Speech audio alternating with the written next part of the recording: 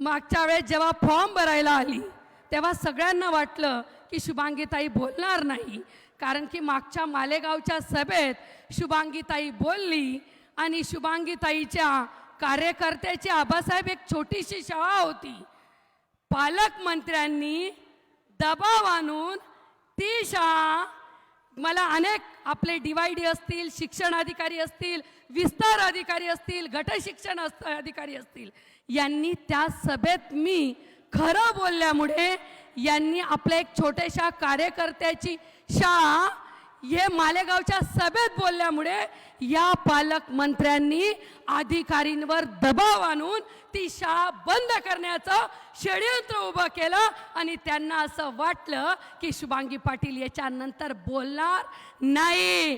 अरे शुभांगी पाटील घाबरत नसते, ती ह्या महाराष्ट्रात, शिवबांच्या महाराष्ट्रात आणि खानदेशाची लेक आहे आणि आता शिवसेनेची रणरागिणी आहे, म्हणून ती घाबरत नाही. कारण की उद्धव साहेबांसारखा कुटुंब प्रमुख भाऊ माझ्या पाठीमागे आहे. मी त्या दिवशी गर्दी होती, म्हणजे वेळ झालेली होती, ऊन लागत होतं म्हणून बोलली नाही, पण आम्ही बोलल्याशिवाय राहणार नाहीत. आम्ही खरं बोललो होतो. मासेमारीचा ठेका तुम्ही मुंबईच्या लोकांना जास्त पैसे देऊन त्यांना दिला, पण माझ्या मालेगावच्या जनतेला दिला नाही, म्हणून मी ते खरं बोलली होती. मी ते घाबरत नाही. आणि ज्या हिरे फॅमिलीनी अनेक विद्यार्थ्यांना शिक्षणाच्या गंगेत नेलं, शिक्षण दिलं, अनेक शिक्षणाचे दार उघडे करून दिले, इंजिनियर केलं, आणि त्या मुलांना तुम्ही ललित पाटील सारखा अगदी घाणेरडं कृत्य करणाऱ्या व्यक्तीला हाताशी धरून तुम्ही त्या व्यक्तीला हाताशी धरून माझ्या मालेगावच नाही तर खानदेशाच्या मुलांना ड्रग्स आणि गांजात तुम्ही ते लोटलं, त्याचाच बदला आम्ही मालेगावची जनता घेतल्याशिवाय राहणार नाही. ज्या हिरे फॅमिलींनी एवढ्या शाळा काढल्या होत्या, इंजिनियर घडवले होते, त्यांना इंजिनियर झाल्यावर इथे नोकरी मिळेल असं तुम्ही 4 टर्म मध्ये करू शकले नाहीत, म्हणजे तुम्ही मालेगावच्या जनतेसमोर अपयशी झालेले आहेत. म्हणून तुम्हाला आता घरचे दरवाजे बघावे लागतील आणि तुम्हाला माझी व्हावं लागेल. आजी आता मालेगावची जनता तुम्हाला कधीच होऊ देणार नाही. म्हणून माझ्या भावांना आणि बहिणींना एकच सांगते, आई वडिलांना एकच सांगते, दादाची दादागिरी बस झाली, दादाची दादागिरी बस झाली. आते आयरानी मा सांगस आपला आबानी मालेगाव मा आबादानी बी देखील, म्हणून दादानी दादागिरी गई, आबानी आबादानी 23 तारीख पासून करी सुरू होई. आणि या मालेगावना जनताना सगळा पोरेसले आणि पोरीसले सगळ्यातले सुरक्षित तर तुम्ही होणारच, पण तुम्हाला हाताला काम पण मिळेल ही एक बहीण तुम्हाला सांगून जाते आहे. म्हणून घाबरू नका भावानो. असे म्हणजे आपण म्हणतो असे कित्येक दादा येऊन गेले या महाराष्ट्राने, त्यांना गाळल्याशिवाय राहिले नाहीत. म्हणून तुम्हाला विनंती करते, 20 तारखेला कुठेच बघायचं नाही, 1 नंबरला मशाल या चिन्हावर बटन दाबून आदवय आबांना, माझ्या भावाला भरघोस मतांनी विजयी करून आणायचं एवढंच सांगायला आलेली आहे. मायरची साडी म्हणून तुमच्या भावांकडून खानदेशाची लेक म्हणून आदवय आबांसाठी 1 मत मागते, देणार आहात ना? ये बीजेपी के नेता ने क्या किया? हे बीजेपी ने नेताओं ने मेरा भारत और महाराष्ट्र में क्या किया? हिंदू मुस्लिम बेजान इमारतों को भी सिखा दिया. इसकी वजह से इनको अभी घर पे बिठाना पड़ेगा. जय हिंद, जय महाराष्ट्र. हॅलो, खूप खूप धन्यवाद शालिनीताई. यानंतर आमचे आधारस्तंभ, प्रेरणा स्रोत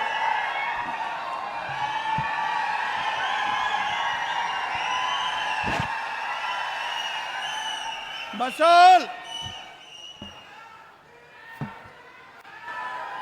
हिंदवी स्वराज्याचे संस्थापक छत्रपती शिवाजी महाराज, थोर समाज संवर्धक महात्मा ज्योतिरावजी फुले, बागे बागे घ्या. अजून गळा चेपा.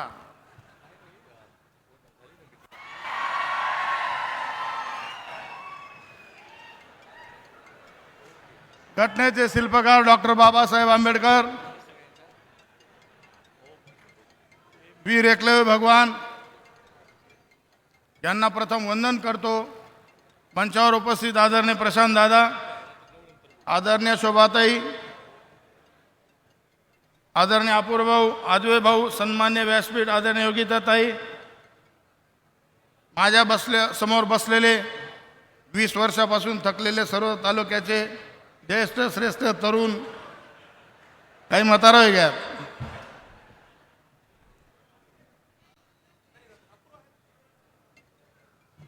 होऊ घातलेल्या 2024च्या विधानसभेच्या उमेदवारीसाठी आदरणीय आजवे आबा आपल्या समोर शिवसेनेचे मशाल चिन्ह घेऊन आलेले आहेत.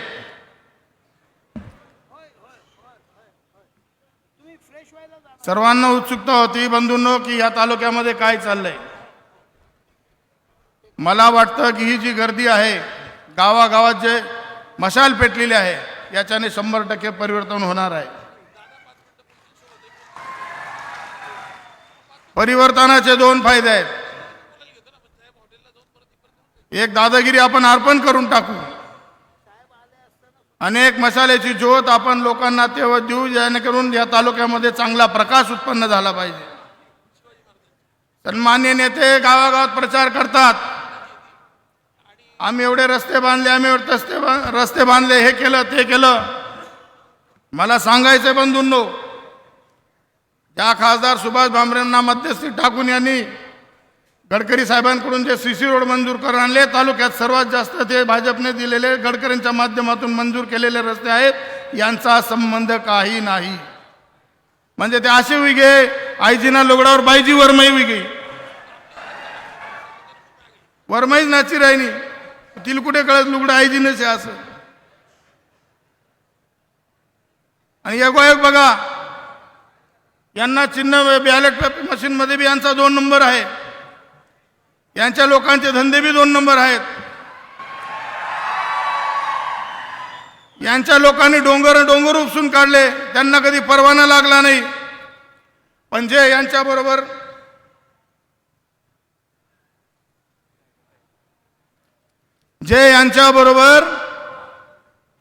यांच्या विरोधात आहेत, त्यांना अतोनात त्रास दिला जातो या तालुक्यात. एवढी गुंडगिरी ते चाललेली आहे. आणि ही गुंडगिरी मोडून काढण्यासाठी आपल्याला एक सक्षम पर्याय आहे. मागच्या वेळेस आपण तुषारदारांसाठी भरपूर काम केलं, शेवटला 3 दिवसात कळण यायला लंगडं घोडं निघे, घोडच पळी गे. आणि मग पुन्हा 5 वर्ष आपण जे जे विरोधात होतो ते आपण सातत्याने भोगत आलो. मी तुमच्या समोर प्रामुख्याने याच्यासाठी सांगतो, मी सातत्याने यांचा विरोधक आहे.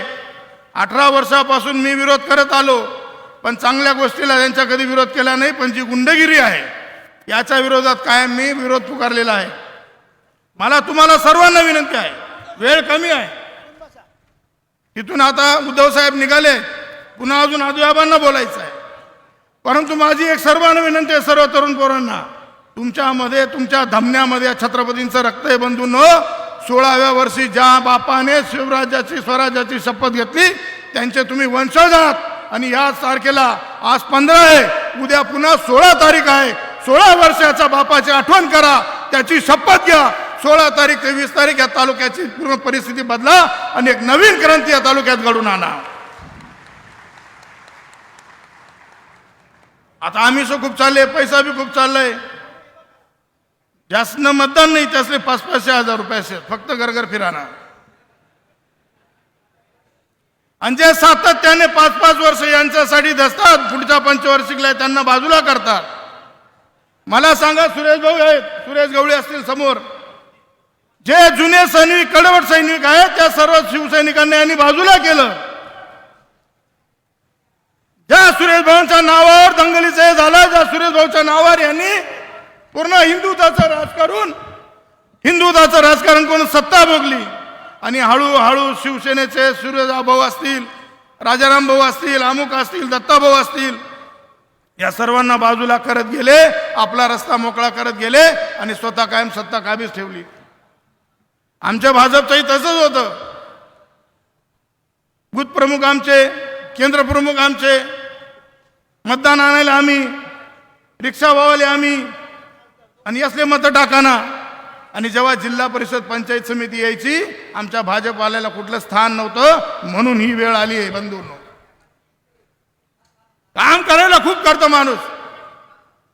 मी 10 वर्षापासून 15 वर्षापासून पर्यायाच्या व्यवस्थेत होतो. कोणीतरी पर्याय भेटला पाहिजे, आणि आज आदिवासी बाबांच्या रूपाने मला एक पर्याय भेटला आहे. म्हणून तुम्हाला सर्वांना सांगतो, यांच्या धामण्याच्या यांच्या काडकमोडा, या रातपाटना दादागिरी करा, याचा कार्यक्रम लाई टाका, बिंदास, घाबरा नाही कोणी. तुम्ही मला कवळवी रातपाटना फोन करा, संदीप पाटील तुम्हाला करता 1000 से. फक्त तालुक्यात परिवर्तन चांगल्या गोष्टीचं झालं पाहिजे. जी दादागिरी आहे ती मोडून काढली पाहिजे, आणि जी दादागिरी मोडल्यानंतर जे चांगले दिवस येतील, या तालुक्याचं खरं स्वप्न त्या दिवशी पूर्ण होईल. आता एसी माबी घाम हिरायना, म्हणजे मशाल इथली तापेलचे तर धूर इटपोत लागी राहणार. त्या दिवस ना फरक पडणं वाटतं. 25 वर्षापासून उन्हात बसेल होता तुम्ही, जवळपासून तापतच ठेलचे. फक्त एक विनंती बंधूंनो, तुम्हाला लोक मतं देणारे लोक आहेत, फक्त त्यांच्यापर्यंत या 2 दिवसात पोहोचा, त्यांना मतदान करायला भाग पडा. स्वतः जा, रिक्षा घ्या, गाड्या घ्या, घोड्या घ्या. माझ्या माय माऊलींनाही शपथ आहे, तुम्हाला सर्वांना छत्रपतींची शपथ आहे की 20 तारखेला प्रत्येकाने सर्वांनी गावोगावी जाऊन पाडे वस्ती करा, प्रत्येक मतदान वाहून आणा. 12 वाजेच्या जास्तीत जास्त मतदान कसं करता येईल हे बघा, कारण त्याच्यानंतर यांचे धंदे चालू होतील, हे भानगडीवर उतरतील. कोणी त्याच्या बळी पडू नका, यांना सामना करायला तयार राहा. छत्रपतींची आण आहे तुम्हाला, मायू जिजामातांची आण आहे तुम्हाला. 20 तारखेला 2 नंबरच्या कामं करणारा, 2 नंबरचे धंदे करणाऱ्या माणसाला थांबवण्यासाठी 2 नंबरचं वरचं बटन 1 नंबर आहे, त्याचं बटन दाबा, तरच 2 नंबर थांबेले. लक्षात घ्या. इथंच थांबतो. जय हिंद, जय महाराज. खूप खूप धन्यवाद बापूसाहेब. अतिशय परखड शब्दात आपण आपले विचार मांडलेले आहेत. यानंतर मी विनंती करते, आमचे आधारस्तंभ, प्रेरणास्रोत, माजी मंत्री समाजश्री डॉक्टर प्रशांतदादा हिरे यांना आपण आपले विचार मांडावेत.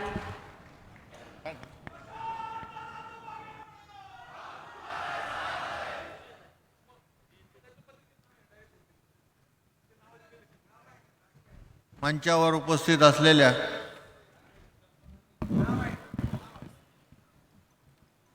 आपल्या लोकप्रिय खासदार शोभाताई, शिवसेनेच्या नेत्या शुभांगीताई, अशोक धोत्रे साहेब, अद्वय आणि मंचावर असलेले सर्व ज्येष्ठ प्रतिष्ठित बंधू आणि भगिनींनो, मी फक्त भगिनीच म्हणू शकतो, लाडकी बहीण म्हणू शकत नाही. कारण माझ्याकडे काही दर महिन्याला 1500 रुपये द्यायला नाही आहेत, कारण आम्ही फक्त बहीणच म्हणणार, लाडक्या बहिणी काही म्हणणार नाही. आज या ठिकाणी जे काही मी आपल्याला 5 मिनिटात सांगणार आहे, तर तालुक्याचा 20 वर्षामध्ये काडीचा विकास झालेला नाही. कुठलंही असं काम झालेलं नाही की ज्याचं नाव घेऊन आपण सांगू शकू की हे काम यांनी केलं. ह्या तालुक्यातल्या जेवढ्या पाणी पुरवठा योजना आहेत त्या आमच्या घरातील प्रत्येक माणसाने केलेल्या आहेत.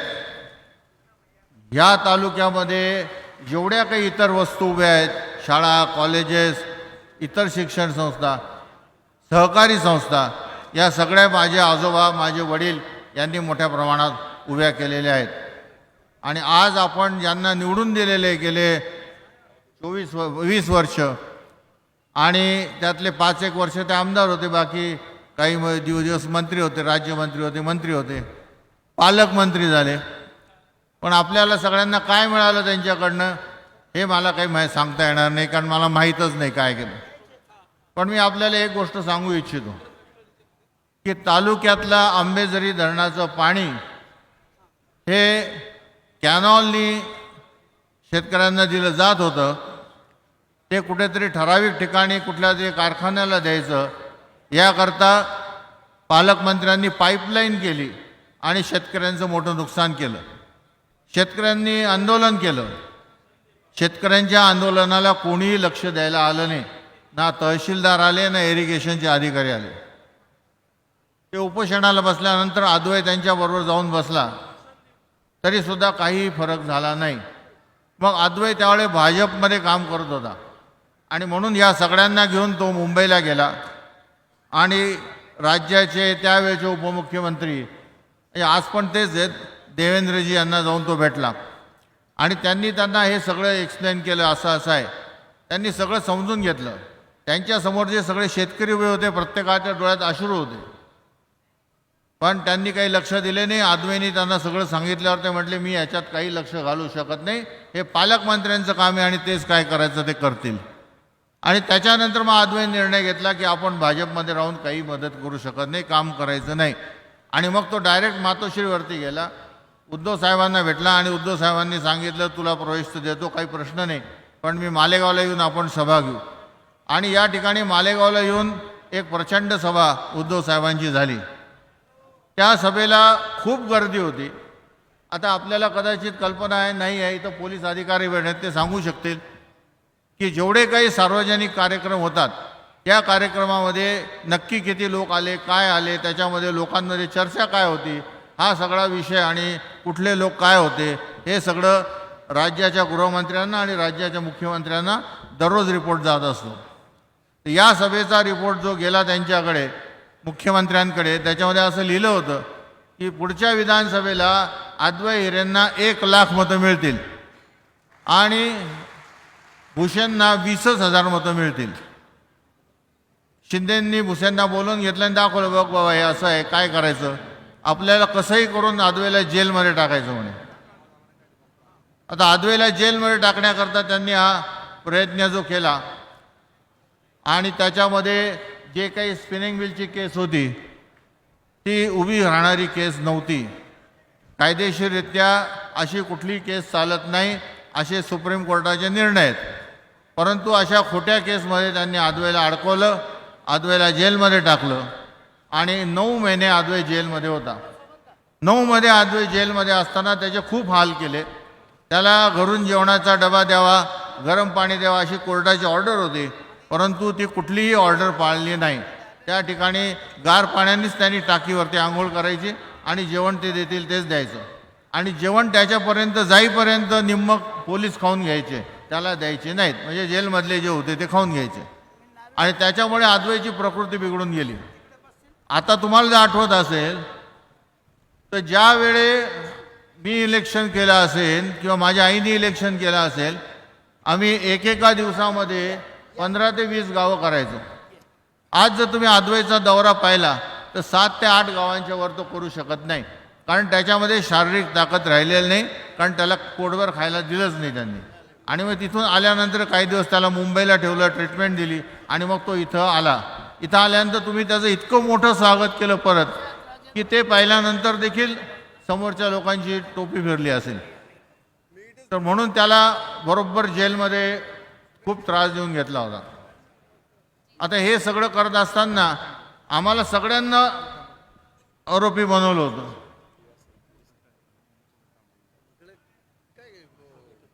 आले कुठे उतरतील ना, आवाज ऐकला मी. तर या ठिकाणी जे मी काही सांगतोय तुम्हाला, तर मी आणि माझी आई वगैरे आम्ही सगळे बाहेर होतो, आदवे एकटाच जेलमध्ये होता. पण ते काही त्यांना भुसेंना पटलं नाही. पण त्यांनी आमच्या संस्थेतल्या 48 शिक्षकांना नोकरीवरून काढून टाकायला लावलं. ज्यांची नोकरी 8 ते 10 वर्ष झाली होती त्यांचे कागदपत्र अपूर्ण आहेत म्हणून त्यांना घरी पाठवून दिलं आणि सगळं खोटं होतं. त्या फायलीमधले कागद त्यांनी काढून फाडून टाकले आणि त्याचे सगळे डुप्लिकेट आपल्याकडे आहेत. आता ही केस हायकोर्टात चालू आहे आणि हायकोर्टात तिचा डिसिजन लागेल. तर हे सगळं केल्यानंतर आम्हाला दर आठवड्याला 2 वेळा सह्या करायला जायचं पोलीस स्टेशनला. तर 2 वेळा आम्ही सगळ्यांनी जाणं एक वेळ ठीक होतं, परंतु माझ्या आईनी जाणं हे खूप कठीण होतं. तिला 92-93 वर्षी तिथं जायचं, तिला घरातल्या घरात 5 पावलं चालता येतात, जास्त चालता येत नाही. तिला तिथं घेऊन जायचं, पोलीस स्टेशन त्या ठिकाणी वरती चढवून न्यायचं. तर तिला नेल्यानंतर गाडीत तिला उचलून ठेवायचे आणि तसं घेऊन जायचे. मग तिथे जे कोणी एक ऑफिसर होते जे सह्या घ्यायचे काझी म्हणून, ते म्हटले की तुम्ही ताईंना काही आणू नका, गाडीतच राहू द्या, मी गाडीत येऊन सह्या घेत जाईन. त्याच्यानंतर तिथं जे ACP होते धुमाळ म्हणून, त्यांनी हे सगळं पाहिलं आणि ते म्हटले की तुम्ही ताईंना आणूच नका सह्या करायला, कोर्टात काय सांगायचं ते मी सांगेन, त्यांची प्रकृतीची हे नाही बरोबर, त्यांना आणायचं नाही. आता हे झालं आमच्या आईची कंडिशन, आमची कंडिशन. पण हे 48 लोक जे घरी पाठवले त्यांना पण तिथं सह्या करायला यावं लागायचं, कारण ते पण आरोपी होते. आता तुम्ही मला सांगा की त्यांचे पगार बंद आहेत, आज सुद्धा बंद आहेत. पगार बंद असताना खर्च करून, भाड्याचा खर्च करून त्यांनी कुठल्या पद्धतीने पोचायचं नाशिकला? नाशिकला पोचल्यानंतर पोट भरण्याकरता 2 घास खायचे कसे, चहा पाणी प्यायचं कसं? कारण त्यांच्याकडे पैसे नाही, पगार नाही, काही नाही, काही नाही. इतक्या नालायक पद्धतीने या पालकमंत्र्यांचं काम होतं आणि त्याच्यामुळे हा सगळा त्रास भोगावा लागला. आणि त्याच्यामुळे आता आपण हे निर्णय घेतला की अद्वै उभा राहील आणि त्यांना आपल्याला निवडणुकीत झोपवायचं आहे आणि तुम्ही सगळ्यांनी त्याकरता जोर लावावा, एवढी मी तुम्हाला विनंती करतो. सर्वांनी अद्वैला मतदान करण्याकरता प्रयत्न करावा. ही जी मी तुम्हाला थोडक्यात गोष्ट सांगितली ही प्रत्येक मतदारापर्यंत तुम्ही पोचवा आणि त्या मतदारांना विनंती करा की भूषणना मतदान करू नका. त्यांचे मित्र जे आहेत बंडू बच्छाव त्यांनाही मतदान करू नका, तेही त्यातलेच आहेत. आणि तुम्ही काही झालं तरी मशाली जी निशाणी आहे तिच्यावरती अद्वै हिरेंना मतदान करा, एवढं सांगून मी आपण सगळेजण इथं आल्या त्याबद्दल आपल्याला धन्यवाद देतो आणि माझे 2 शब्द संपवतो. जय हिंद, जय महाराष्ट्र. खूप खूप धन्यवाद दादासाहेब. यानंतर शिवसेना उद्धव बाळासाहेब ठाकरे पक्षात प्रवेश करणारे मान्यवर यांना नम्र विनंती की त्यांनी व्यासपीठावर येऊन बसायचं आहे. यात माननीय श्री भारत शामराव मजदे, शेख जाहीद शेख जाकीर जुम्मन, श्री मनोज बापू पवार, श्री दीपक पवार, श्री सुरेश रामकृष्ण गवळी, श्री सोपान बाजीराव वाघ, रिजवान बॅटरीवाला, जाबीर खान साबीर खान, श्री दीपक वामनराव बच्छाव. यानंतर आपण ज्यांच्या मनोगताची उत्सुकतेने वाट पाहत आहोत असे आमचे लाडके युवा नेते आणि मालेगाव बाह्य विधानसभेचे उमेदवार माननीय अद्वैआबा हिरे पाटील यांना नम्र विनंती की आपण आपले मनोगत व्यक्त करावे.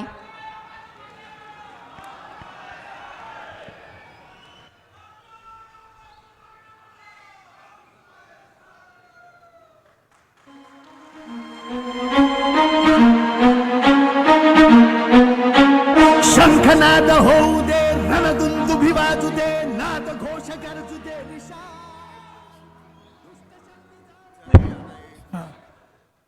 आज ज्यांची आपण आतुरतेने प्रतीक्षा करतो आहोत ते आपले सर्वांचे नेते, महाराष्ट्राचे माजी आणि भावी मुख्यमंत्री सन्माननीय उद्धव ठाकरे साहेब यांचं मालेगाव नगरीत आगमन झालेलं आहे. महाराष्ट्राची कुलस्वामिनी आई तुळजाभवानी, महाराष्ट्राचा आराध्य दैवत छत्रपती शिवाजी महाराज, वंदनीय हिंदू हृदय सम्राट बाळासाहेब ठाकरे यांच्या स्मृतींना त्रिवार मानाचा मुजरा करून माझ्या भाषणाला मी सुरुवात करतो. या मंचावर उपस्थित असलेल्या खासदार माजी मंत्री डॉक्टर शोभाताई बच्छाव, माझे वडील माजी मंत्री समाजश्री प्रशांतदादा हिरे, शिवसेनेचे उपनेते माजी आमदार सन्मान्य अशोक धात्रक साहेब, सन्मान्य राजेंद्रजी भोसले, सन्मान्य शाने हिंद अहमद, सन्मान्य उपनेत्या शुभांगीताई पाटील, मंचावर उपस्थित असलेले सगळेच मान्यवर आणि माझ्यासमोर उपस्थित असलेले मतदार कार्यकर्ते बंधू आणि भगिनी, खूप दिवसापासून अशी अफवा उठवली गेली. आज अनेक लोकांना फोन केले गेले की सन्मान्य उद्धव साहेब या सभेला येणार नाहीत, पण माझा नेता भक्कम आहे आणि माझा नेता येणार याचा मला आत्मविश्वास होता. त्यामुळे तुम्ही माझा विश्वास ठेवून सगळेजण जमलात, त्याबद्दल मी तुमच्या सगळ्यांचा आभारी आहे. पण माझा नेता आज आलाय, तुमचा नेता परवा येणार का याचा विचार तुम्ही करा. का तुमचा नेता सभानेतून येतच नाही, माझा नेता सभानेतून प्रत्येक वेळा येतो. आज सभेच्या निमित्तानं काही फेक ऑडिओ व्हायरल केले गेले. मला सांगायचंय की एआयचा उपयोग जेवढा समोरच्यांना करता येतो त्याच्यापेक्षा जास्त मला येतो. तुम्हाला तंत्रज्ञ भाड्याने घेणं शक्य आहे, पण मला तंत्रज्ञ भाड्याने आणायची गरज नाही, मला स्वतःलाच तंत्रज्ञान जमतं. आणि त्यामुळे इथून पुढे अशा ऑडिओ येऊ द्या, असे व्हिडिओ येऊ द्या, याच्याकडे ढुकून सुद्धा पाहू नका. त्यांच्या पायाखालची वाळू घसरलेली आहे आणि त्यामुळे अशा पद्धतीचं कृत्य ते करतील. त्यांना मला एवढंच सांगायचंय की अशा पद्धतीचे उद्योग जर तुम्ही करणार असाल तर उद्या माझ्या AI कडनं तुमचे जर चुकीचे व्हिडिओ काही व्हायरल झाले तर कृपा करून नाराज होऊ नका.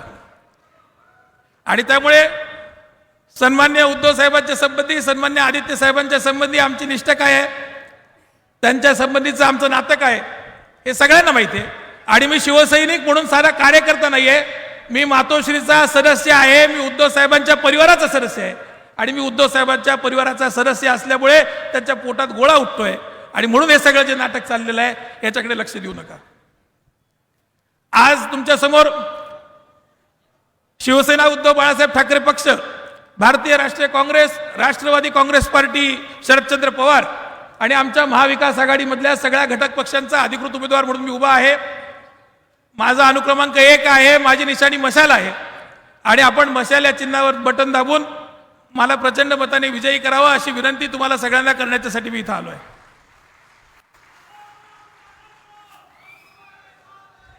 गेल्या अनेक दिवसापासून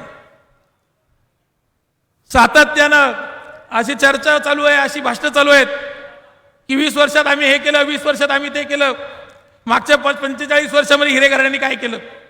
मला त्यांना आवर्जून सांगायचं आहे तुमचा हिशोब चुकतोय. 45 नाही, आम्ही 57 वर्ष विधानसभेत होतो, कारण पप्पा आणि अपूर्व भाऊ एक टर्म विधान परिषदेत सुद्धा होते. त्यामुळे ती 12 वर्ष तुम्ही आमची जोडायची विसरलात. आणि आम्ही काय केलं हेच मला तुम्हाला आज आठवण करून द्यायची आहे.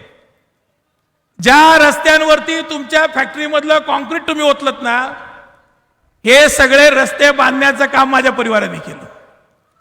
ज्या धरणांमधला तुम्ही यावर्षी गाळ उपसला ना, जलपूजन करत फिरलात, ती सगळी धरणं माझ्या परिवाराने बांधली. जो गिरणा सहकारी साखर कारखाना विकायची दलाली तुम्ही खाल्लीत ना, तो गिरणा सहकारी साखर कारखाना आम्ही उभा केला. ज्या कृषी उत्पन्न बाजार समितीमध्ये मागची 20 वर्ष तुम्ही भ्रष्टाचार करून मार्केट कमिटी धुवून खाल्लीत ना, ती कृषी उत्पन्न बाजार समिती आम्ही उभी केली. ज्या जिल्हा मध्यवर्ती सहकारी बँकेमध्ये खोटी केस करून मला तुम्ही तुरुंगात टाकलत ना, ती जिल्हा मध्यवर्ती सहकारी बँक आम्ही उभी केली. ज्या मुंबईमध्ये बसून तुम्ही मंत्रिपदाच्या खुर्चीवर मिरवतात ना, ते मुंबई शहर आज महाराष्ट्रात आहे, ते महाराष्ट्रात राहावं म्हणून माझ्या पूर्वजांनी मुख्यमंत्रीपद सोडलं, ती मुंबई आम्ही आणली. आणि इतिहास त्यांना माहित नाही, आमचे पूर्वज खरे स्वातंत्र्य सैनिक होते. कर्मवीर भाऊसाहेब यांनी स्वातंत्र्य चळवळीमध्ये तुरुंग भोगलेला आहे. गोवा मुक्ती संग्रामासाठी मालेगावपेक्षा छोटा हिस्सा सोडवायला आम्ही गेलो नव्हतो. आम्ही भारताच्या स्वातंत्र्य संग्रामामध्ये होतो आणि आम्ही निमगावचे पलटणमारे हिरे आहोत. माझ्या पूर्वजांनी इंग्रजांची अख्खी पलटण निमगावमध्ये ठार मारली होती आणि सन्मानानं माझ्या घरातले 7 हुतात्मे हे फासावर हसत हसत चढले होते. त्या पलटणमाऱ्या निमगावचा बी आहे आणि याचा मला अभिमान आहे. आज बहुबदकी घेऊन तुम्ही फिरतात ना, एकाने बच्चावांची मिटिंग लावली, एकाने भूषणची मिटिंग लावली. मी हिरेंची मिटिंग लावली नाही, पण भूषणची मतं 200, बच्चावांची मतं 1200, हिरेंची मतं 9000 आहे, ते विसरू नका. आणि माझा प्रत्येक बांधव उमेदवार म्हणून मैदानात आहे, हे प्रामाणिकपणे मला तुम्हाला सांगायचं. आज जे निवडणुकीच्या निमित्तानं इथं वातावरण केलं जातंय, प्रचंड पैसा खर्च होतोय, पैशाचा महापूर आलेला आहे. आणि हा जो पैशाचा महापूर येतोय, हा पैसा आला कुठं, हा मला जाहीरपणाने प्रश्न विचारायचा आहे. आज ज्या वेळेला 20 वर्षापूर्वी हे मंत्री महोदय तुमच्याकडे मतं मागायला आले होते, त्यावेळेला यांच्याकडे साधी सेकंड हँड मारुती 800 गाडी होती, जी कार्यकर्त्यांनी वर्गणी करून घेऊन दिली होती. तिचे सुद्धा तो माणूस वारला बिचारा, पण त्याची 10,000 रुपये उधारी अजून त्यांनी दिलेली नाही. त्यांच्याकडे स्वतःचं धड घर नव्हतं, धड गाडी नव्हती. आणि आज तुम्ही मतदारांना पैसे वाटायला निघाला आहात. 4 पिढ्या आम्ही मंत्रिमंडळात होतो, आमच्याकडे इतकी संपत्ती नाही. तुम्ही 4 टर्ममध्ये एवढी संपत्ती आणली कुठून, याचा उत्तर मालेगावच्या जनतेला द्या. आज जो पैसा वाटला जाणार आहे, हा पैसा तुमच्या पोरांचं भविष्य विकून, तुमचा विकास विकून आणलेला पैसा आहे. आणि या पैशाला बळी पडू नका. निश्चितपणानं ज्या माणसानं या शहराचं राखरांगोळी केली, त्या माणसाला पुन्हा संधी देता कामा नये. जोपर्यंत आपले पक्षप्रमुख सन्मान्य उद्धव साहेब यांचं आगमन झालेलं आहे, आपण सगळ्यांनी टाळ्यांच्या गजरात त्यांचं स्वागत करूया. शिवसेना बाळासाहेब ठाकरे स्वाभिमान सेवेसाठी उपस्थित. मनामध्ये आहे आपलाच भाग रे. आपण खरी खुरी बाळासाहेबांची रे. पक्ष आपला ठाकरे, चिन्ह आपलं ठाकरे, आनमान शान ठाकरे. पक्ष आपला ठाकरे. कोण आला? अरे कोण आला रे? कोण आला? चा वाघ आला. अरे कोण आला रे? कोण आला? शिवसेनेचा वाघ आला. भारतातील सर्वोत्कृष्ट माजी मुख्यमंत्री, आपला सगळ्यांची काळजी घेणारे कुटुंब प्रमुख, शिवसेना पक्षप्रमुख माननीय उद्धव साहेब ठाकरे आज उपस्थित झालेले आहेत. सर्वांच्या वतीने मी माजी मुख्यमंत्री आदरणीय माननीय उद्धव साहेब ठाकरे यांचं मनःपूर्वक स्वागत करते. मी विनंती करते आदरणीय ठाकरे साहेबांना की त्यांनी स्थानापन्न व्हावं. व्यासपीठावरील सर्व मान्यवरांचं हार्दिक हार्दिक स्वागत. शिवसेना उद्धव बाळासाहेब ठाकरे पक्षाचे प्रमुख. आज या ठिकाणी सन्मान्य उद्धव साहेबांचं आपण सगळ्यांनी जल्लोषात स्वागत केलेलं आहे. आणि साहेब, ही सगळी जनता जी या ठिकाणी आलेली आहे ती आपल्या भेटीसाठी आलेली आहे. आणि पुन्हा आपण महाराष्ट्राच्या मुख्यमंत्री पदावर विराजमान व्हावं यासाठी आपल्याला शुभेच्छा देण्यासाठी आलेले. मालेगाव मधलं प्रत्येक मत हे तुम्ही देत असताना मला आमदार होण्यासाठी मत द्यायचं नाही, तर हे सन्मान्य उद्धव साहेबांना मुख्यमंत्री होण्याच्यासाठी मत द्यायचं आहे. ही नम्रपणाची विनंती मला तुम्हाला सगळ्यांना करायची आहे. Hello hello hello hello. आणि मी तुम्हाला जे सांगत होतो ते एवढंच मला सांगायचं आहे की ही जी एवढी अफाट संपत्ती आली या 20 वर्षामध्ये कुठून उभी राहिली याचा विचार तुम्हाला प्रामाणिकपणाने करायचा आहे. आज दुसरा उमेदवार जो तुमच्या समोर उभा आहे तो भारतीय जनता पक्षाचा पुरस्कृत उमेदवार आहे. आणि तो भाषणात सांगतो मी गोधडी घेऊन आलो होतो. मग गोधडी घेऊन आलेला माणूस 20 वर्षानं पैसे वाटायला निघाला, एवढा पैसा त्याच्याकडे आला कुठनं याचा हिशोब हा निश्चितपणाने तुम्हाला घेतला पाहिजे. शोले पिक्चरमध्ये जसे जय आणि वीरू होते तशी ही जय आणि वीरूची जोडी आहे. डायरेक्टरनी सांगितलं की हे भांडतात आणि डायरेक्टरनी सांगितलं की हे गळ्यात गळे घालून फिरतात. 20 वर्ष मालेगाव तालुका ज्या ह्या दोघांनी लुटून खाल्ला त्यावेळेला पैशाचा वाटा पाडताना, पैशाचा हिस्सा करताना यांच्यामध्ये कधीही भांडण झालं नाही. आणि मग आज अचानकपणानं ही वेळ कशी आली? आज तुमचं भांडण का होतंय? कारण मागच्या वेळेसचा उमेदवार जसा निवडणुकीत तुम्हाला बसवता आला तसं मला बसवता येणार नाही, तसं मला बसवता येणार नाही. आणि म्हणून फक्त माझी मतं खाण्याच्यासाठी हा भाजपचा पुरस्कृत डमी उमेदवार उभा केला गेला. तो आज मुस्लिम मतं फोडायची प्रयत्न करतोय, तो आज आदिवासी मतं फोडायची प्रयत्न करतोय, तो आज दलित समाजाची मतं फोडायचा प्रयत्न करतोय. पण ही सगळी आमची महाविकास आघाडीची हक्काची मतं आहेत. आणि मालेगावचा निर्धार झालेला आहे की पैसा तुमचा घ्यायचा आहे आणि मत सन्मान्य उद्धव साहेबांना द्यायचं आहे. एवढंच या प्रसंगी आपल्याला सांगू इच्छितो. पुन्हा एकदा आपल्याला सगळ्यांना विनंती करतो की 20 तारखेला होणाऱ्या मतदानाच्या दिवशी आपण सर्वांनी मशाल्या चिन्हासमोरील बटन दाबून मला विजयी करावं ही नम्र विनंती करतो आणि आपल्याला रजा घेतो. जय हिंद, जय महाराष्ट्र. खूप खूप धन्यवाद आबासाहेब. मतदार राजा हो.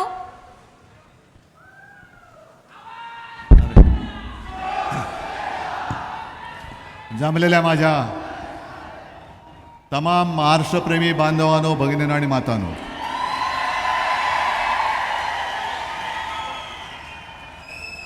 प्रचाराला अजून 2-3 दिवस आहेत, पण महाराष्ट्र निर्णय घेऊन मोकळा झालेला आहे. आज सकाळपासून सुरुवात झाली ही 4थी सभा. अजून एका सभेला जायचं आहे म्हणून थोडीशी घाई आहे.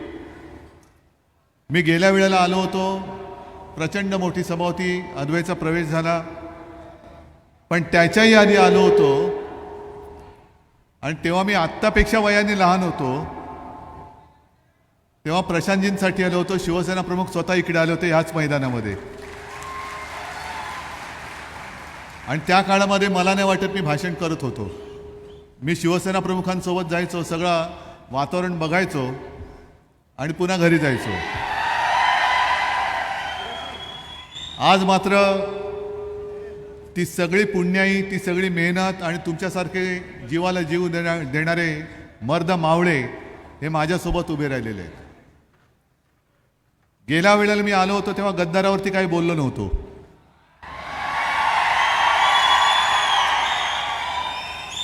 तेव्हा त्याने असं दाखवलं गद्दारांनी की बघा माझ्यावरती काय बोललेले नाहीत, माझं आणि यांचं काय वाकडं नाहीये. पण आज मी आलो त्या गद्दाराचा भुसा पाडायला चालवलाय.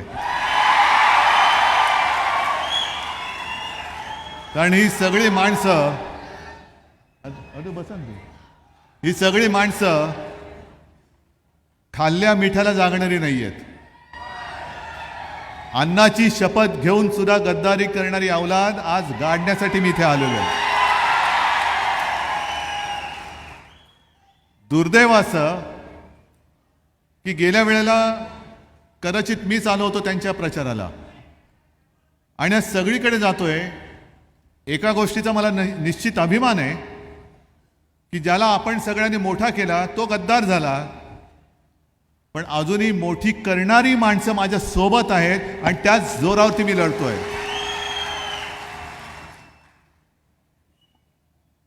मी आता हा सगळा कामांचा पाढा आहे माझ्यासमोर, पण जे मी काय ऐकलंय की विकास कामं म्हणून जो काय बोऱ्या वाजलेला इकडे कामाचा पत्ता नाही, पण कामं दिली गेलेत, कॉन्ट्रॅक्ट दिली गेलेत आणि ते कोणाच्या कंपनीला दिलेत हे तुम्ही शोध घ्या. कोट कल्याण कोणाचं झालं, स्वतःच्या पोराबाळांचं झालं, पण माझा हा मतदारसंघ मालेगाव हा तसाच राहिलेला आहे. म्हणजे असं मी ऐकलं की गेल्या सभेच्या वेळेला मुद्दामून अडथळा निर्माण करण्यासाठी जे रस्ते खोदून ठेवलेले ते रस्ते अजून तसेच आहेत. पण मी हे रस्ते ज्यांनी खोदलेले तसेच ठेवले त्यांना मी खास धन्यवाद देतोय. तुम्ही म्हणाल हे काय नवीन खोदलेला रस्ता तसाच ठेवलाय, त्रास आम्हाला होतोय आणि तुम्ही त्यांना धन्यवाद देताय. तो एवढ्यासाठी कारण त्यांनी जो काय खड्डा खोदलाय, आता गद्दाराला गाडाला वेगळा खड्डा खोदण्याची गरज नाही, खोदलेला खड्डा त्याच्यातच गाडतो. मग बरोबर आहे ना, धन्यवाद दिले ते. मग आता फक्त त्या गद्दाराला गाडायचं आणि माती टाकायची नुसती. काय कसला कारभार चाललाय. आता नाशिकला मी जातोय, तिकडे येणारे काही नगरसेवकांना तडीपार केले असं ऐकलं. अद्वैला जवळपास वर्षभर तुरुंगात टाकलेलं. पण तुमच्या सगळ्यांसमोर मुद्दामून सांगतो की अद्वैचं तर कौतुक आहेच, पण मला खास धन्यवाद प्रशांतजींना द्यायचे. कारण मी जेव्हा जेव्हा फोन करायचो मला म्हणाले उद्धवजी काळजी करू नका, काय वाटेल ते होऊ दे, आम्ही त्यांच्यासमोर झुकणार नाही, गद्दारी तर आमच्या रक्तात नाही, करू दे किती अत्याचार करतील.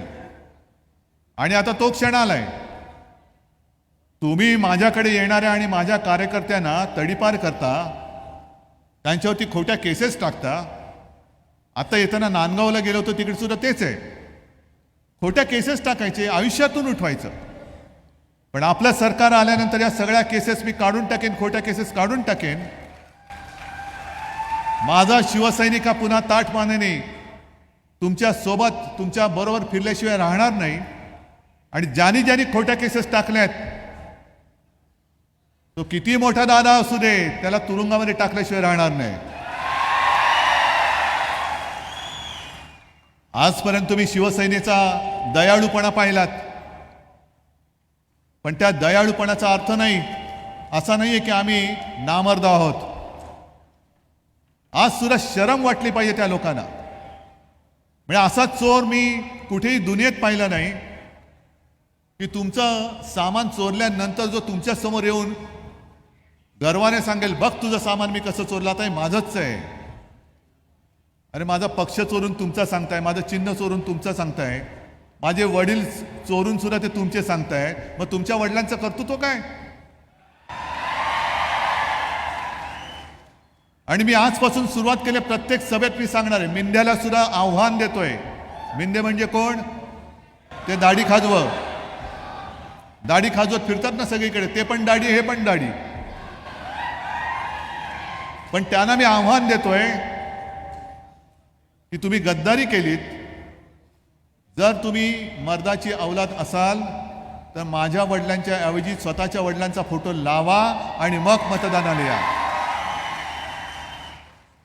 मी येताना अद्वैचं भाषण जे काय कानावर येत होतं त्यांनी त्यांचं सांगितलं ना, पिढ्या कशा, कोण कोण काय काय होतं, तसं सांगा ना, मिंद्यानी सांगा तुमचे वडील कोण होते, काय होते. मी असं नाही म्हणत ते वाईट आहेत म्हणून, पण ज्या महाराष्ट्रासाठी, महाराष्ट्राच्या भूमिपुत्रांना न्याय देण्यासाठी शिवसेना प्रमुखांनी ज्या शिवसेनेची स्थापना केली, ती शिवसेना महाराष्ट्र लुटून तुम्हाला गुजरातला न्यायचं आहे, त्यांची चाकरी करण्यासाठी संपवायला तुम्ही निघालात. काय इकडे काय विकास केलाय? किती उद्योग आणलेत, किती रोजगार आणलेत, किती शेतकरी खुश आहेत, कांदा उत्पादक किती आहेत? आलेत का कांदा उत्पादक? आलेत ना, सगळा आनंदी आहात ना रे बाबानो. अरे मोदी शहा येऊन गेले, इकडे तिकडे फिरतायत, तरी सुद्धा तुम्ही दुःखी. कारण ह्यांचे जी काय दरिद्रीपणा चाललेला आहे, नतद्रष्टपणा चाललेला आहे. पांढरा कांद्यावरची निर्यात बंदी उठवली. कुठे तुम्ही कोणी, किती लोक पांढरा कांदा उत्पादन करता? मग कुठे होतो?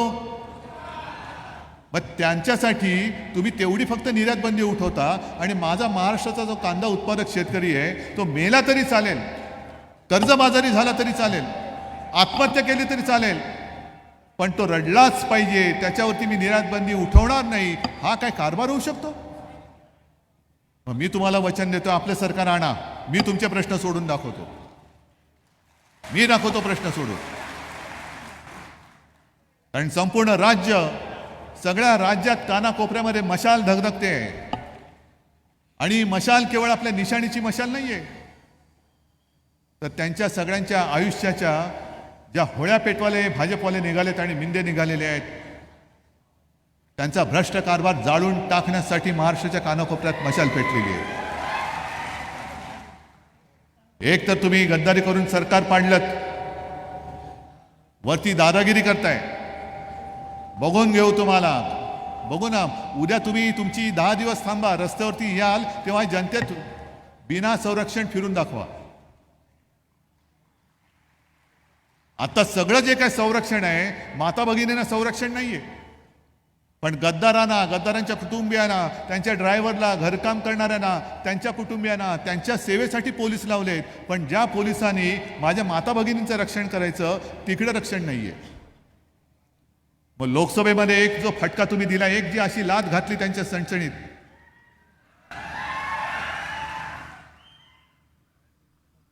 ती लाथ मारल्यानंतर आता यांना महाराष्ट्रामध्ये बहीण आहे आणि तिची ती लाडकी आहे हे त्यांना कळलं.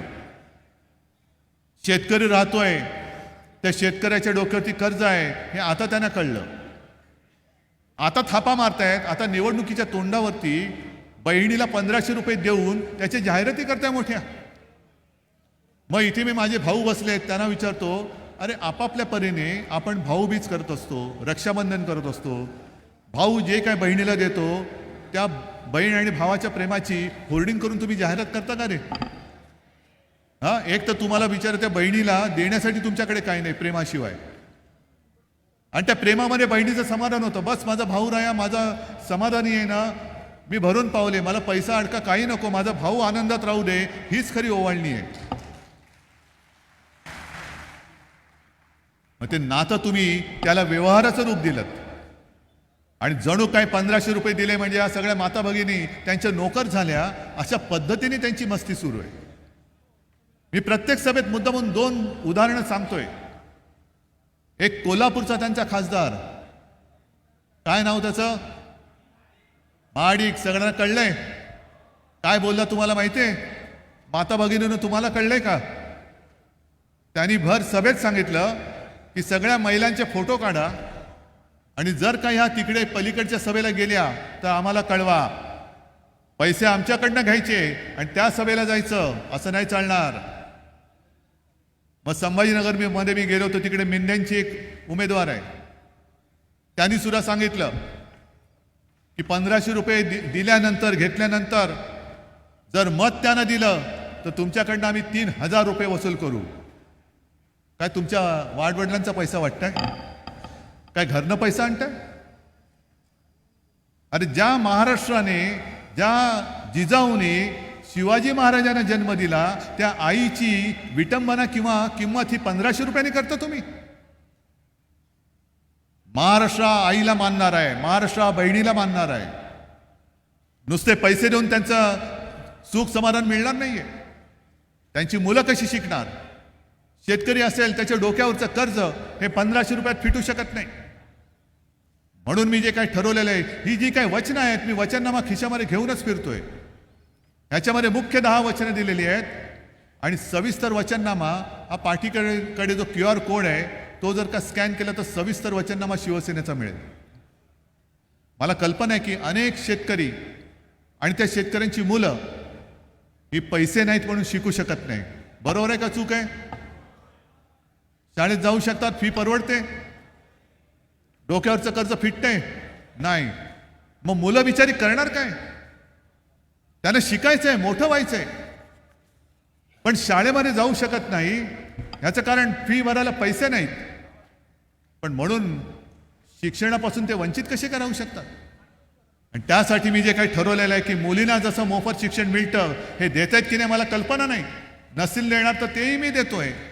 आणि मुलींसोबत माझ्या महाराष्ट्रात जन्मलेल्या प्रत्येक मुलाला मी मोफत शिक्षण दिल्याशिवाय राहणार नाही. वा मोठे वा, शिका, स्वतःचा काहीतरी उद्योगधंदा सुरू करा. कारण हे सरकार आता 10 दिवसासाठी राहिलेले आहे. महाराष्ट्रातले जे उद्योगधंदे आणि गुजरातला नेलेले आहेत ते किंवा त्याहून जास्त उद्योगधंदे मी पुन्हा माझ्या महाराष्ट्रात आणून महाराष्ट्राला नंबर 1 करून दाखवल्याशिवाय राहणार नाही. हे माझं वचन आहे तुम्हाला. आपण जे काही उद्योगधंदे महाराष्ट्रामध्ये आणत होतो, लॉकडाऊनच्या काळामध्ये सुद्धा जवळपास 6.5 लाख कोटींचे उद्योगधंद्यांचा सामंजस्य करार आपण केला होता. आले असते ना विभागात, माझ्या या उत्तर महाराष्ट्रामध्ये आले असते, पश्चिम महाराष्ट्रात आले असते, कोकणात आले असते. विदर्भामधला तर तो टाटा एअरबसचा उद्योग आपल्या डोळ्या देखत मोदींनी उचलून गुजरातला नेला आणि आज निवडणुकीच्या तोंडावरती अहमदाबादमध्ये त्याचं मोठं उद्घाटन करून दाखवलं. बघा महाराष्ट्रात राहणाऱ्या लोकांनो, तुम्ही मत द्या किंवा नका देऊ, आम्ही आमच्या गुजरातला नंबर 1 करतोय. नंबर 1 जरूर करा. मी काय गुजरातचा शत्रू नाहीये, ना गुजराती लोकांचा शत्रू आहे. पण तुम्ही माझ्या महाराष्ट्राच्या तोंडातला घास हिसकावून घेऊन खेचून काढून जर गुजरातच्या तोंडात घालणार असाल तर तो हात मी छाटल्याशिवाय राहणार नाही. नक्की छाटून टाकेल. आणि आता तुमच्या लक्षात येईल की यांनी सरकार का पाडलं. अजित पवारांनी सांगितलेले, आज मला वाटतं शरद पवार बोललेत की सरकार पाडण्याच्या वेळेला का सरकार त्यांचं स्थापनेच्या वेळेला कोणता उद्योगपती बसला होता? अदानी. म्हणजे आता हे उद्योगपती सरकार कोणाचं हे ठरवायला लागलेले आहेत. म्हणजे मतदानाला काही किंमत नाहीये. आपल्यावरती राज्य कोणी करायचं हे उद्योगपती ठरवणार. महाराष्ट्रातल्या जमिनी कोणाच्या घशात घालायचं हे सगळं अदानीकडे जाणार. मग जशी मुंबई 1001 एकरच्याहून जास्त ही जागा अदानीच्या घशात त्यांनी घातली, ती मी खेचून काढणार आहे बाहेर परत. पुन्हा हे सरकार आलं आणि तुमच्या 7/12वरती अदानीचं नाव लागलं तर तुम्ही न्याय कोणाकडे मागणार? न्याय मागेपर्यंत आणि न्याय मिळेपर्यंत आयुष्य निघून जातं. सुप्रीम कोर्टामध्ये आपल्या शिवसेनेच्या त्या गद्दारांच्या अपात्रतेचा निर्णय झालं, संपला. आता ती टर्म संपून गेली. 2.5 वर्ष झाली नुसते आपले वाटत बसले होते मिऱ्या. चंद्रचूड साहेब वाटलं होतं काहीतरी निकाल देतील, पण काही निकाल दिला नाही. नुसती लेक्चर अशी झोडली, यावर टेव असं झालं पाहिजे, तसं हे बरोबर नाही, हे चूक केलंय, असं होणं गरजेचं होतं. अहो मग एवढं सगळं कळलं होतं तर निकाल का नाही दिलात? मग तिकडे हा जर काय एवढा विलंब देशाच्या लोकशाहीच्या निर्णयाबाबत लागत असेल तर तुमच्या न्याय हक्कासाठी किती विलंब लागेल? या सगळ्या ज्या काही गोष्टी मी बोलतोय तुम्हाला ते माझ्या अनुभवातून सांगतोय. द्यायचेत ना आम्हाला, भरपूर काही गोष्टी करायच्या आहेत. शेतकऱ्याला परत एकदा कर्जमुक्त मी करून दाखवणार म्हणजे दाखवणारच आहे. कांद्याला हमी भाव देणार, सोयाबीनला हमी भाव देणार. मी सर्व शेतकऱ्यांना सांगतोय महाराष्ट्रातल्या की बस फक्त 8 दिवस कळ सोसा.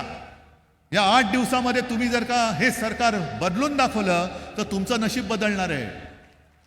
तुमचं नशीब बदलणार आहे. तुम्ही फक्त केवळ सरकार नाही बदलणार, तुमचं नशीब बदलणार आहात. आणि तुमच्या आयुष्यामध्ये जो काय काळोख दिसतोय तो काळोख दूर करण्यासाठी तुमच्या हातामध्ये मी मशाल दिलेली आहे. ही मशाल निशाणी अशी तशी उगाच काहीतरी घ्यायची म्हणून घेतलेली नाहीये.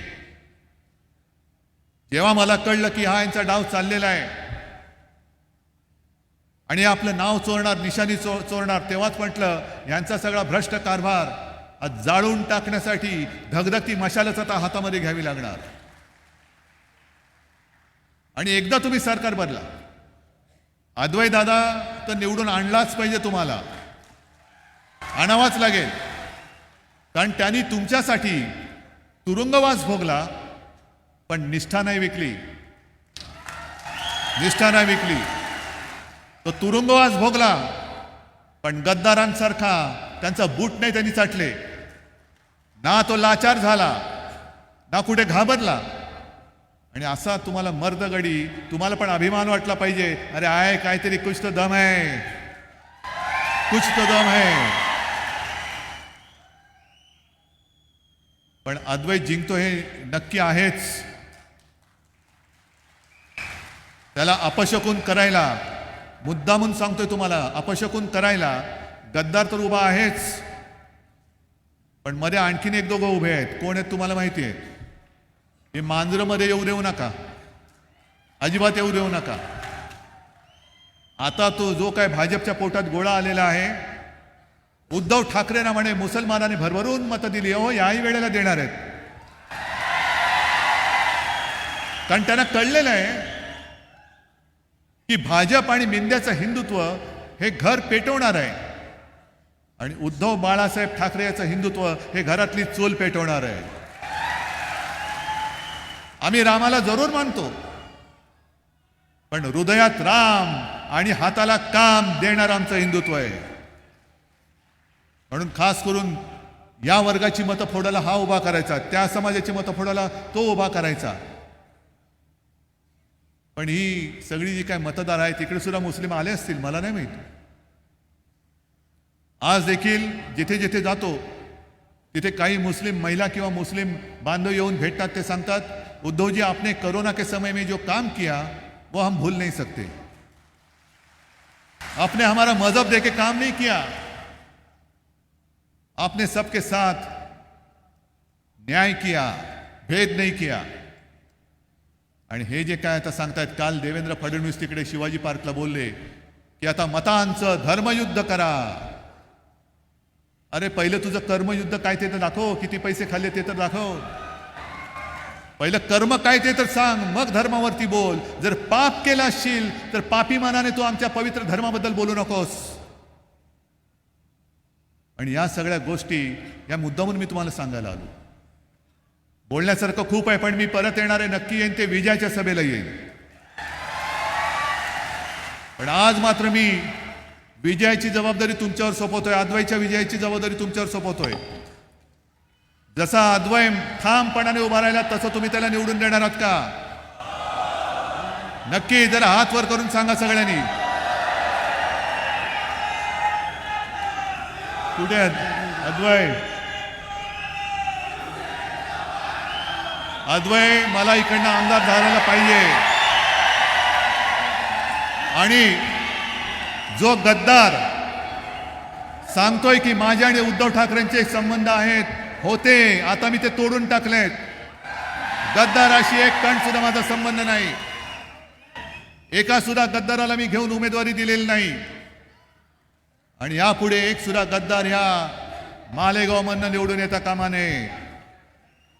तुमच्या मतदारसंघाला लावलेला आणि जो कलंक आहे तो पुसून टाकण्याची आता संधी आलेली आहे. आणि मला खात्री आहे की ही संधी ही तुम्ही वाया घालवणार नाही. आणि परत एकदा सांगतो, एका प्रश्नाचं उत्तर 20 तारखेला तुम्हाला द्यावं लागेल. जे 23 तारखेला जगाला कळेल. तुमचं आयुष्य, तुमचं भविष्य हे तुम्हाला गद्दाराच्या हातात द्यायचंय की मर्द निष्ठावंताच्या हातामध्ये द्यायचंय, हे तुम्ही उत्तर द्यायचंय. आणि मला खात्री आहे की गद्दार कितीही त्यांनी पैसा वाटला, कारण पैशाचा महापूर आहे, धबधबा पडेल, पण त्या पैशाला तुमचं आयुष्य विकू नका. आता जर का चुकलात तर मात्र आयुष्यात काळोख होईल, आणि आयुष्यात काळोख नको असेल तर मग मात्र मशालीशिवाय पर्याय नाही. मशालीला प्रचंड बहुमताने निवडून देऊन तुमचं आयुष्य सुखाचं, समाधानाचं आणि आनंदाचं करा, एवढीच विनंती करतो आणि आपली रजा घेतो. जय हिंद, जय महाराष्ट्र. खूप खूप धन्यवाद श्रीमान उद्धव साहेब. शिवसेना उद्धव बाळासाहेब ठाकरे पक्षात प्रवेश करणारे मान्यवर माननीय उद्धव साहेबांच्या हस्ते विशाल दुष्ट शक्ती जाळल्या, मार्ग स्पष्ट दावल्या, धग धग दीप पेटू दे मशाल. श्री भारत शामराव म्हस्ते माजी नगरसेवक वंचित बहुजन आघाडी, श्री मनोज बापू पवार माजी नगरसेवक शिंदे गट, श्री दीपक पवार जिल्हा अध्यक्ष भाजपा, सोपान बाजीराव वाघ माननीय सरपंच दहिदी, रिजवान बॅटरीवाला सामाजिक कार्यकर्ता मालेगाव शहर, जाबीर खान साबीर खान भाजपा युवा मंडळ अध्यक्ष, दीपक वामनराव बच्छाव तालुकाध्यक्ष, या सर्वांनी उद्धव बाळासाहेब ठाकरे शिवसेना पक्षात प्रवेश केलेला आहे.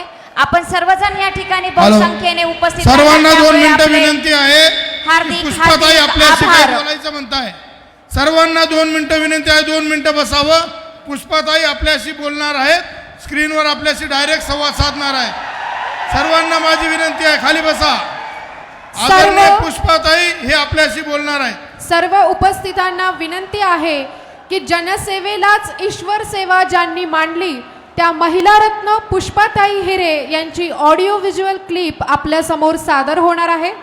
कृपया सर्वांना आवाहन आहे की आता त्यांच्या कुटुंबाची संपूर्ण जबाबदारी आली होती.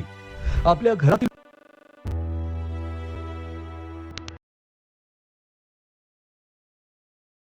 यांच्या अकाली निधनानंतर पुष्पाताई हिरे यांच्यावरती आता त्यांच्या कुटुंबाची संपूर्ण जबाबदारी आली होती. आपल्या घरातील व्यक्ती म्हणजेच आपलं कुटुंब असं नव्हे तर संपूर्ण मालेगाव हेच आपलं कुटुंब असं ते मानत होते. आणि म्हणूनच पुष्पाताई हिरेंच्या वरती आता संपूर्ण मालेगावची ही जबाबदारी होती.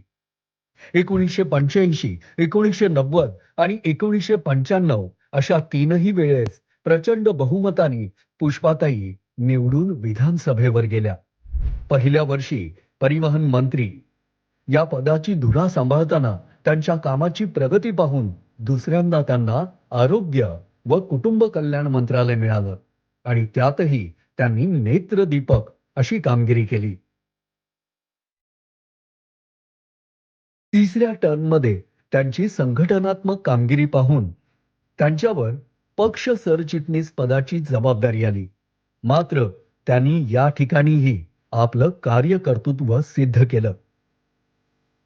त्यांच्या तीनही टर्ममध्ये त्यांनी असंख्य कामे केली. त्यापैकी महत्वाचं काम म्हणजे पाणी. आपल्या मतदारसंघातील प्रत्येक गावात, प्रत्येक खेड्यात पाणी पोहोचवण्याचं काम या माईमाऊलींनी केलं.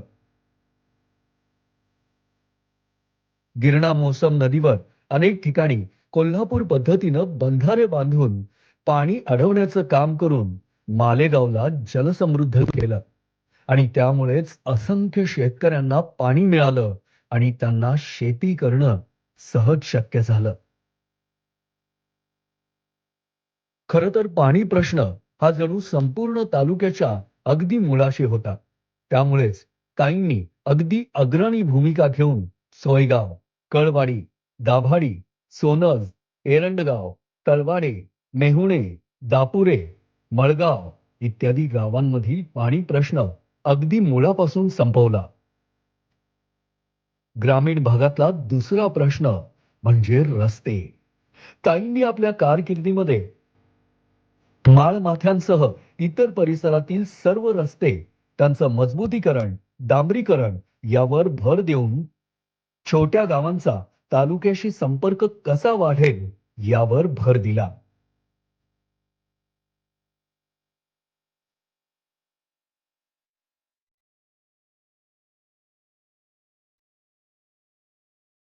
आरोग्यमंत्री असताना त्यांनी मालेगाव तालुक्यात अनेक ठिकाणी ग्रामीण रुग्णालयाची निर्मिती केली.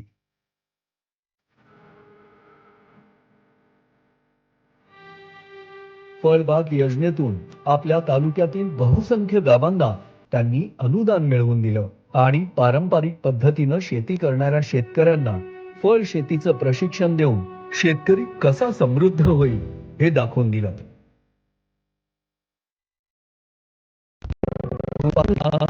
त्यांनी संपूर्ण राज्याचा विकास कसा होईल यासाठी अनेक विकास कामं केली. त्यात महत्वाचं म्हणजे प्रत्येक जिल्ह्यात पोलीस स्टेशनच्या चक्रा मारायला लावतात.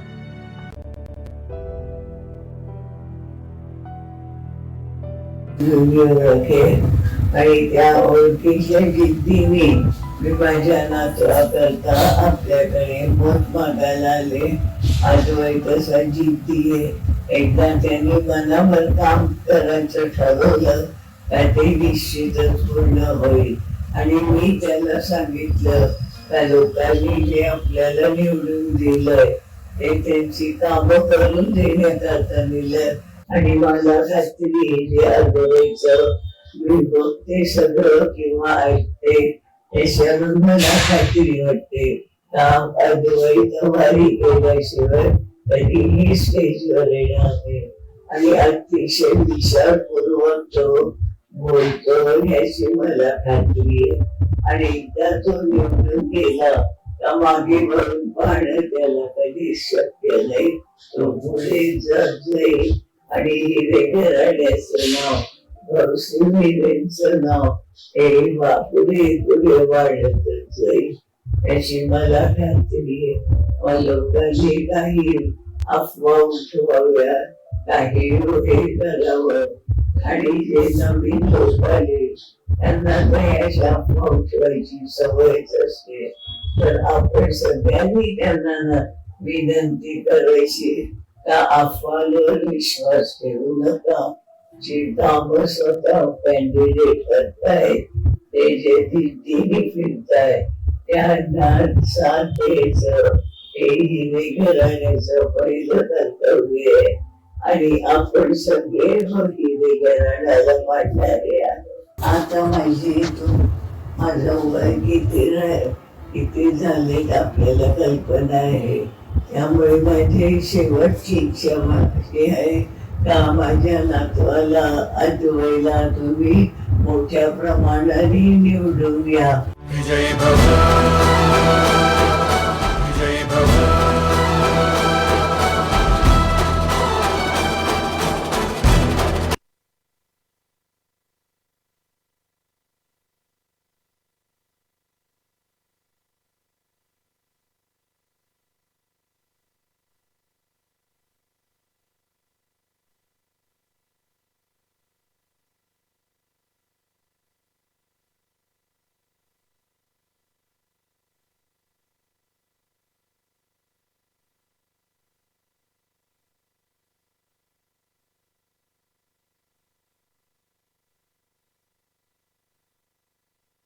यांचा प्रवेश स्वीकारावा. सुरेश रामकृष्ण गवळी 3 वेळा नगरसेवक झाले. सुरेश भाऊ टाळ्या वाजा सर्वांनी. त्यानंतर कॅम्पाची धडाडीची तोप मनोज बापू पवार 4 वेळा नगरसेवक झालेले आमचे मनोज बापू पवार.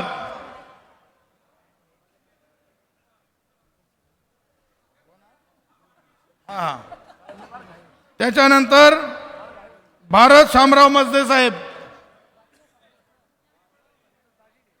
दीपक पवार,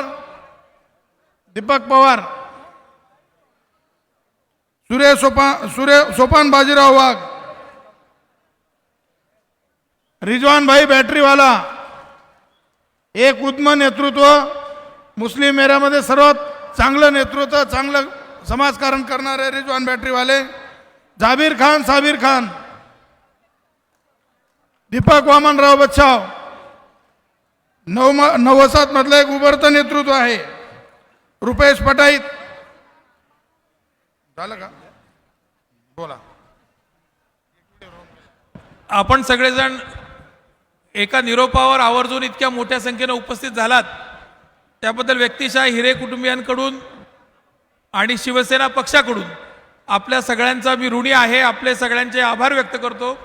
असंच प्रेम सदैव आपलं सगळ्यांचं राहावं ही आपल्याला सगळ्यांना विनंती करतो. पुन्हा एकदा आपण सगळे आल्याबद्दल धन्यवाद.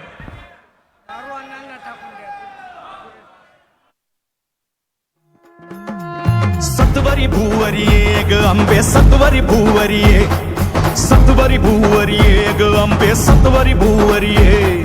आदि माये तू ये, आदि शक्ती तू ये, आदि माये तू ये, अनादि शक्ती तू ये. असुरांचा संहार कराया मशाल हाती दे. सत्वरी भूवरी ये ग अंबे सत्वरी भूवरी ये.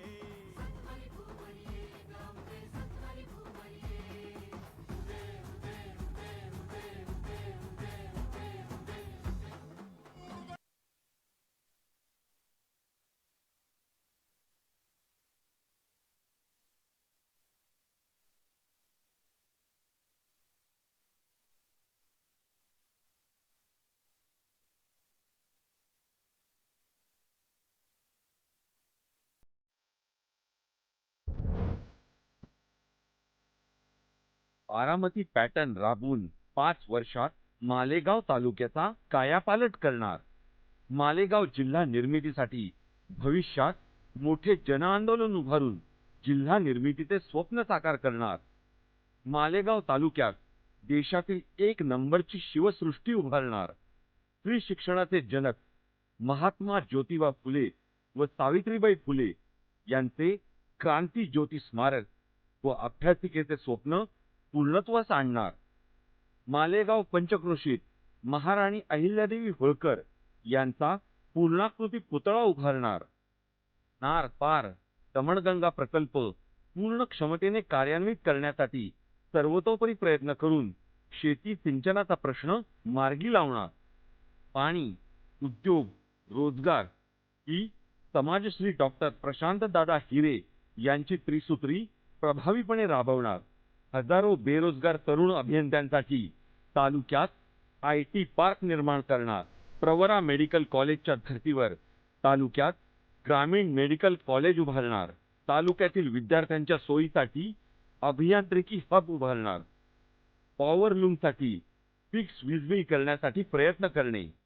इचलकरंजीच्या धर्तीवर पॉवरलूम कामगारांसाठी प्राथमिक सुविधा उपलब्ध करून देण्याचा प्रयत्न करणार. मालेगाव शहरातील बालकांसाठी आधुनिक उद्यान व हसत खेळत शिक्षणाची सोय व अभ्यासिका निर्माण करणार. अंजग रावळगाव सायणे औद्योगिक वसाहतीमध्ये प्रत्यक्षात नवीन उद्योग उभारून स्थानिकांना रोजगार उपलब्ध करून देण्यासाठी काम करणार. प्रत्येक आदिवासी दलित बांधवांसाठी झोपडपट्टी मुक्त अभियान राबवणार. तालुक्यातील जिल्हा परिषदेच्या सर्व प्राथमिक शाळा डिजिटल करणार. तालुक्यात प्रत्येक गावात वाचनालय, सुसज्ज व्यायामशाळा, ज्येष्ठ नागरिकांसाठी विरंगुळा केंद्र निर्माण करणार. महिला बचत गटासाठी उद्योग केंद्र उभे करणार. स्टार्टअप योजनेखाली बेरोजगार युवकांना एकत्रित करून उद्योग उभारणी केंद्र स्थापन करणार. डाळिंब संशोधन केंद्राला निधी उपलब्ध करून शेतकऱ्यांपर्यंत आधुनिक तंत्रज्ञान पोहोचून रोगमुक्त डाळिंब बागा फुलवणार. प्रत्येक शेतकऱ्याला संरक्षणासाठी शेत बांधावर घरकुल योजना राबवणार. शेतकरी बांधवांसाठी विहीर तेथे सौर पंप योजना राबवणार. माझ्या आमदार निधीमधील काही निधी होतकरू विद्यार्थ्यांसाठी राखीव ठेवणार. तालुक्यातील सर्व आरोग्य केंद्र सक्षम करून ट्रॉमा केअर सेंटरची सुविधा उपलब्ध करून देणार. प्रत्येक आरोग्य केंद्रासाठी रुग्णवाहिकेची 108 क्रमांकाची सुविधा उपलब्ध करून देणार. मालेगाव तालुक्यातील नाट्य सिने रसिकांची मनोरंजनाची भूक भागवण्यासाठी सुसज्ज नाट्य संकुल उभारून नाट्य रसिकांची सोय करणार.